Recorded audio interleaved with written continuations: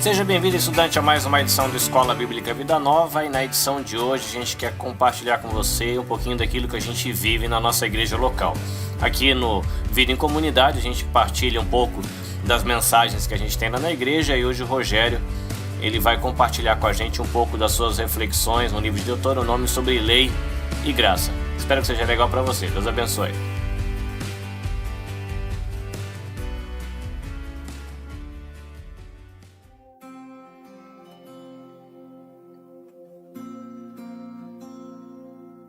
Bom dia, irmãos. Bom dia.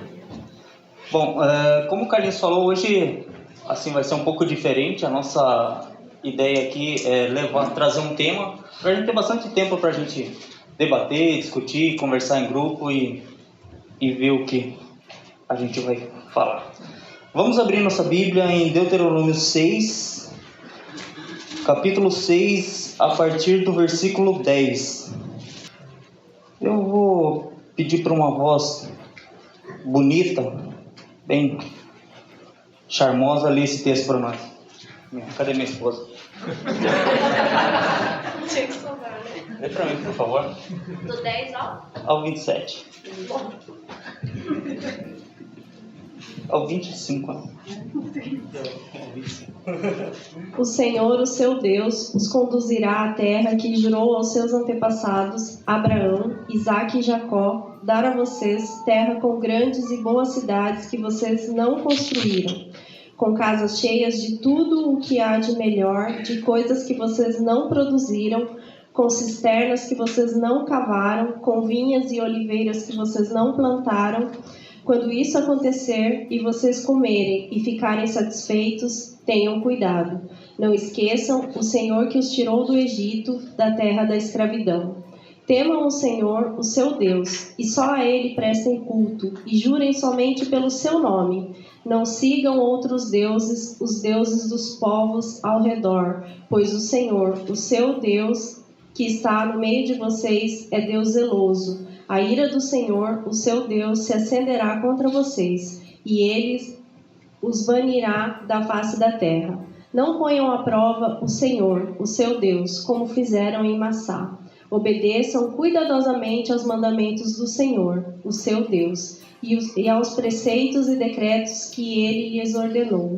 Façam o que é justo e bom perante o Senhor, para que tudo lhes vá bem, e vocês entrem e tomem posse de boa terra que o Senhor prometeu, sob juramento a seus antepassados, expulsando todos os seus inimigos de diante de vocês, conforme o Senhor prometeu. No futuro, quando seus filhos lhes perguntarem o que significam estes preceitos, decretos e ordenanças que o Senhor, o nosso Deus, ordenou a vocês, vocês lhes responderão: fomos escravos do faraó no Egito, mas o Senhor nos tirou de lá com mão poderosa. O Senhor realizou diante dos nossos olhos sinais e maravilhas grandiosas e terríveis contra o Egito e contra o faraó e toda a sua família. Mas ele nos tirou do Egito para nos trazer para cá e nos dar a terra que, sob juramento, prometeu a nossos antepassados. O Senhor nos ordenou que obedecêssemos a todos esses decretos e que temêssemos o Senhor, o nosso Deus, para que sempre fôssemos bem-sucedidos e fôssemos preservados em vida, como hoje se pode ver. E se nós nos aplicarmos a obedecer a toda essa lei perante o Senhor, o nosso Deus, conforme Ele nos ordenou, esta será a nossa justiça. Amém. Não disse que era uma voz charmosa e bonita? Obrigado. Hoje é a louça da janta por sua conta. Ninguém tá querendo. Irmãos, é um texto bastante longo, né? A gente não vai estudar todo ele. A gente vai pegar alguns pontos desse texto. Mas a ideia aqui é a gente trazer um tema para que nas próximas vezes que a gente lê o livro de Deuteronômio, principalmente falando sobre as leis, a gente tenha uma visão um pouco diferente do que talvez a gente tenha hoje, né? Vamos fazer uma oração? Vamos baixar um pouquinho a nossa cabeça? Senhor Deus, muito obrigado, Pai, por essa manhã, Senhor. É uma alegria estarmos aqui reunidos na Tua casa, Senhor. Muito obrigado por todos que estão aqui presentes, Senhor, e abençoa também aqueles que, por algum motivo, o Senhor conhece o qual, não puderam estar aqui nessa manhã. Senhor, aceita nosso culto, ó Deus, abre o nosso coração, a nossa mente, para que a Tua palavra, Senhor, nos edifique e a gente possa dar bom testemunho do Senhor. Oramos assim, agradecidos, em nome de Jesus. Amém. Estamos debaixo da lei ou da graça? Esse é um tema bastante comentado. Estamos debaixo da lei ou da graça? Seu Alberto? Da graça. Da graça. Por quê? Porque Cristo já se sacrificou por nós, né? Amém. Theo, estamos debaixo da lei ou da graça? Da graça. Graça. Quando a gente faz esse tipo de pergunta, e os irmãos estão corretos em afirmar que estamos debaixo da graça, mas a impressão que a gente tem é que é bem clara essa divisão dentro da Bíblia. Antigo Testamento, estamos debaixo da lei. Novo Testamento, estamos debaixo da graça.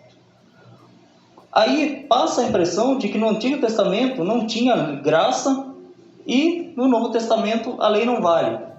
Parece que tem uma barreira que não deixa a lei passar para o Novo Testamento e a graça não passa para o Antigo Testamento.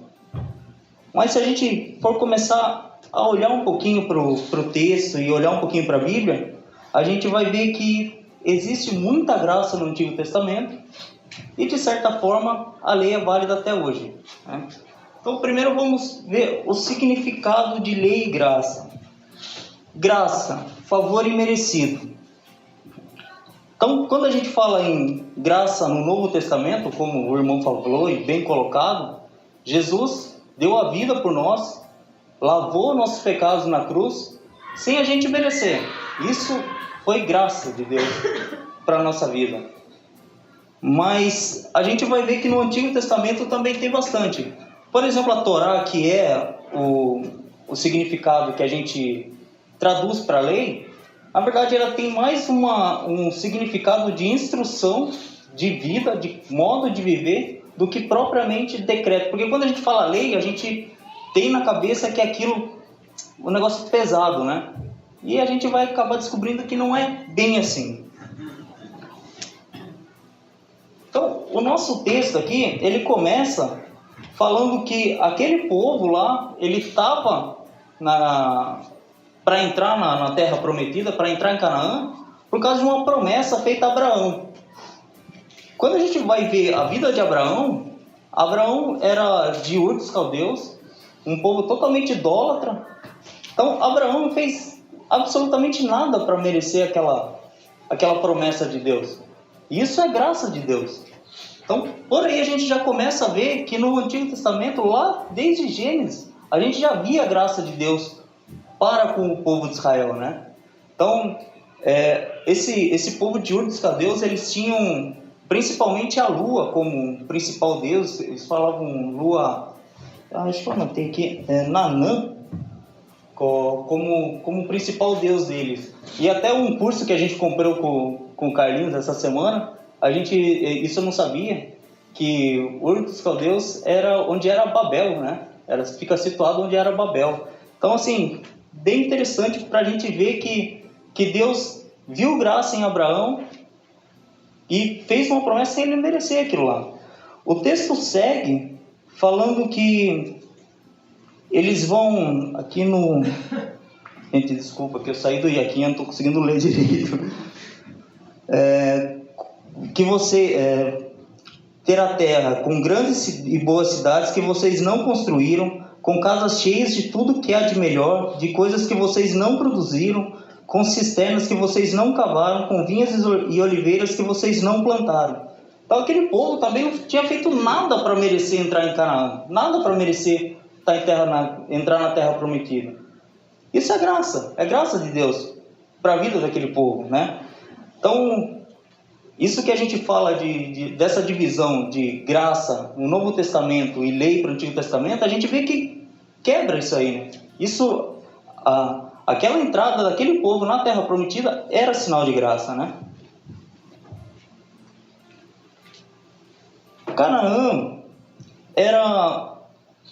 tinha muitos povos vizinhos ali, eles eram cercados por povos idólatras, povos que tinham vários deuses, né? Então eles adoravam tudo quanto era tipo de deuses. Tinha deuses astro, elementos da natureza, animais. E esse povo, eles viviam numa busca incessante de fazer sacrifícios, de fazer cultos, para tentar agradar aqueles deuses que eles tinham. Porque eles tinham muitos deuses, então eles não sabiam exatamente o que agradava aqueles deuses. Já quando Deus dá a lei para Moisés, ele dá um passo a passo de tudo que o povo tinha que fazer para agradar o seu Deus. Ele segue no final do livro de Deuteronômio: olha, se vocês cumprirem, isso vai ser graça. Se vocês não cumprirem, isso vai ser maldição. Mas dá um passo a passo exatamente explicado como eles devem ver. Como eu falei, o significado de Torá, né, que era mais uma instrução de como eles deveriam viver para agradar o seu Deus. E isso também é graça de Deus. Então, assim, a gente chega à conclusão que a lei é uma expressão da graça de Deus para aquele povo, né? A lei era a manifestação escrita do restabelecimento do relacionamento de Deus com o povo. Então, como eu falei, né? Aquele povo não tinha, nem Abraão, nem aquele povo, ele tinha feito nada para merecer aquilo. E Deus, ele se revela em forma da graça para dar instrução de vida de como aquele povo deveria seguir, né? Deveria viver. Isso é graça, gente. Isso é graça de Deus para aquele povo. Quando a gente fala de lei, como eu falei, ele dá a impressão que é um negócio pesado, assim, que é um fardo pesado para aquele povo carregar. Porque a gente a gente pensa como as leis de hoje, né? Então existem leis de trânsito, existem leis em vários segmentos civis, né? Então é um negócio que é uma regra. Já para o povo de Israel, diferente do que a gente pensava, não era motivo de alegria. O salmista, no Salmo 119, ou os salmistas, no 119, está um pouco pequeno, se vocês quiserem abrir a Bíblia. O salmista diz: como eu amo a tua lei, medito nela o dia inteiro. Os teus mandamentos me tornam mais sábios que os meus inimigos, porquanto estão sempre comigo. Tenho mais discernimento que todos os meus mestres, pois medito os teus testemunhos. Tenho mais entendimento que os anciões, pois obedeço os teus preceitos, afasto os pés de todo o caminho mau para obedecer a tua palavra. Não me afasto das tuas ordenanças, pois tu me ensinas. Como são doces para o meu paladar as tuas palavras, mais que o mel para a minha boca. Ganho entendimento por meio dos teus preceitos, por isso odeio todo o caminho de falsidade. A tua palavra é lâmpada que ilumina os meus passos e luz que clareia o meu caminho. Prometi sob juramento e cumprirei. Vou obedecer às tuas justas ordenanças. E eu acho que aqui ainda está no versículo 106, que eu não coloquei aqui. 106? Não. 106 é o que você acabou de ler. Calma que eu já chego. Que ele fala que ele ama as leis de Deus. Então, aquele povo, ele tinha alegria em cumprir as leis. É diferente do que a gente pensa que era um negócio pesado para aquele povo. Eles se alegravam na lei de Deus. Por quê? Porque a lei era a revelação de Deus para aquele povo. Eles não precisavam fazer nada, ficar tentando fazer coisas para agradar o Deus deles, que eles seguiam. Eles tinham ali passo a passo tudo que eles precisavam fazer para agradar o seu Deus. Isso era motivo de alegria para eles, né? Vamos seguir aqui. Quando a gente vai para Jesus, aí a gente pensa, né? Bom, a gente viu que no Antigo Testamento tinha graça, né? A gente acabou de ler aqui que a lei de Deus era motivo de graça, desde a promessa de Abraão. Então, quando a gente vem para Jesus, vem para o Novo Testamento, e a lei? Será que Jesus cumpriu a lei? Jesus obedeceu de forma íntegra a lei? Então, quando a gente vê em Lucas, a gente vê que Jesus, ele cresceu dentro do padrão judaico. Então, ele cresceu seguindo as leis de Deus. Então, Jesus, ele não desobedeceu nenhuma vez, de forma alguma, a lei. Pelo contrário, ele cumpriu a lei fielmente. No capítulo 2, versículo 21 e 24, completando-se os 8 dias para a circuncisão do menino, foi-lhe posto o nome de Jesus, o qual tinha sido dado pelo anjo antes dele nascer. Completando o tempo da purificação deles, de acordo com a lei de Moisés, José e Maria o levaram a Jerusalém para apresentá-lo ao Senhor. Como está escrito na lei do Senhor, todo primogênito do sexo masculino será consagrado ao Senhor. E para oferecer um sacrifício de acordo com o que diz a lei do Senhor, 2 rolinhas ou pombinhos.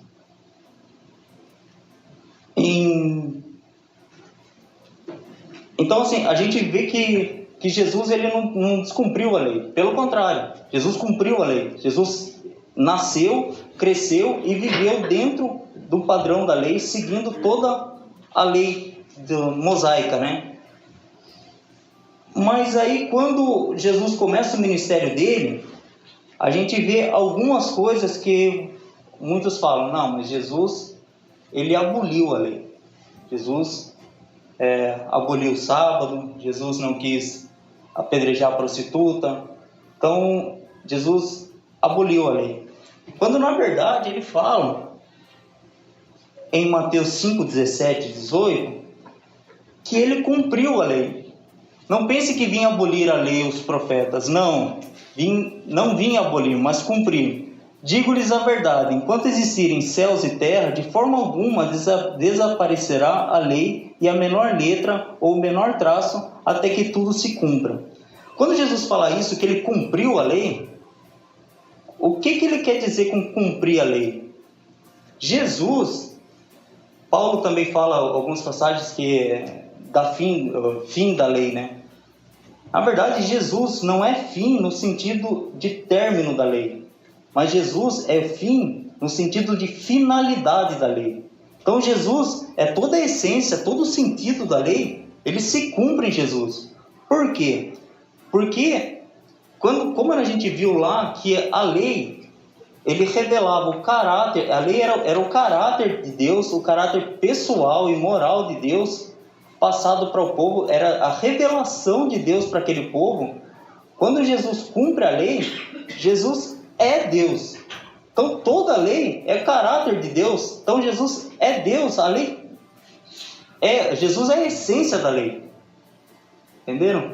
Então, como toda a lei foi revelação do caráter de Deus, Jesus é Deus. Então Jesus cumpre a lei no sentido de que Jesus é a finalidade da lei. Jesus é o sentido da lei, né? Então muitos pensam assim, a lei, Jesus cumpriu a lei, a partir de agora só vem um novo mandamento, amai-vos uns aos outros. Mas amar-vos uns aos outros é a essência da lei, da lei mosaica, né? Quando a gente fala que Jesus veio para cumprir a lei, ele é o cumprimento, a revelação e a essência moral da lei, né? Mas a lei tem 3 características fundamentais: lei cerimonial, lei civil e lei moral. Então, a lei cerimonial eram os sacrifícios que eram feitos, né, para pagar os nossos pecados. Isso aí a gente exclui, porque a gente não, lá em Atos a gente recebe o Espírito Santo de Deus, que a gente não precisa mais fazer esse tipo de sacrifício. A lei civil era a forma como aquele povo deveria viver.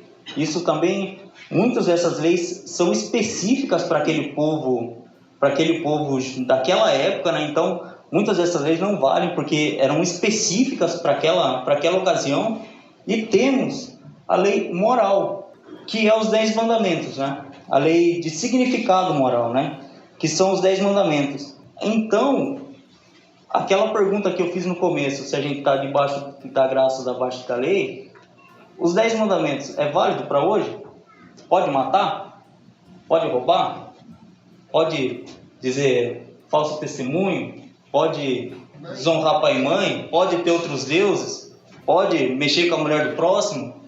Então, na verdade, toda lei ela se cumpre em Deus, mas a lei, como eu falei, é o caráter pessoal de Deus que nos foi revelado. Então, se eu voltasse àquela pergunta desde o início, se a gente está debaixo da lei ou debaixo da graça, eu diria que nós todos, desde o princípio até hoje, sempre estivemos debaixo da graça e permanecemos debaixo da lei moral de Deus. Porque a lei é a expressão do caráter pessoal de Deus, que foi Deus se fez homem e desceu do céu na figura de Jesus, e a gente deve seguir essa expressão, essa lei até hoje, porque ela é a revelação do que Deus quer para a nossa vida. Amém? Como o Carlinhos falou, hoje é um bate-papo rápido, é só para a gente colocar esse tema, a gente vai dividir em grupo para a gente debater. É um tema que tem muitos, assim, cabe muita discussão, porque existem muitos pontos de vista. Então, se alguém ficou com alguma dúvida ou quiser me perguntar alguma coisa depois, especificamente assim, sobre esse tema que a gente conversou, a gente pode sentar no cafezinho depois, tomar um café e conversar um pouco mais sobre esse tema. A única coisa assim que eu gostaria de deixar claro isso daí, porque na verdade, quando a gente fala tempo da lei, tempo da graça, isso aí para nós é como que, assim, não sei se cabe essa palavra, mas eu acho que é meio que bobagem, porque, como eu falei, sempre teve graça e sempre vamos estar debaixo da lei. Amém?